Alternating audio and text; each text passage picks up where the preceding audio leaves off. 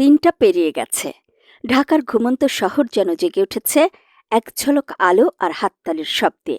হাতিরঝিলের amphitheatre মঞ্চে তখন ধীরে ধীরে উঠে আসছেন বাংলাদেশ নারী ফুটবল দলের খেলোয়াড়রা। ক্লান্ত মুখ, কিন্তু তাতে দমে যাওয়ার কোনো লক্ষণ নেই। চোখে সাহস, ঠোঁটে হাসি, যেন অজান্তেই বলছেন, আমরা ফিরেছি বিজয় নিয়ে, তবে এখনও পথ বাকি।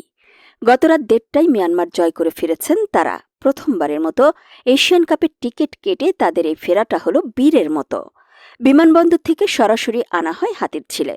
পৃথিবীতে আর কোনো ক্রীড়া দল এভাবে মধ্যরাতে সংবর্ধনা পেয়েছে কিনা সেটাও একটা বিরাট গবেষণার বিষয়। মঞ্চ আর গ্যালারি পানির ওপর, সে এক অনন্য পরিবেশ। তবে রাত গভীর হওয়ায় ৩ পাশে গ্যালারির মাত্র ১/৩ ভরেছে দর্শকে। তাদের আগ্রহের কেন্দ্রে ছিলেন ঋতুপর্ণা চাকমা, যার জোড়া গোলে মিয়ানমারকে হারিয়ে ইতিহাস লিখেছে বাংলাদেশ। গভীর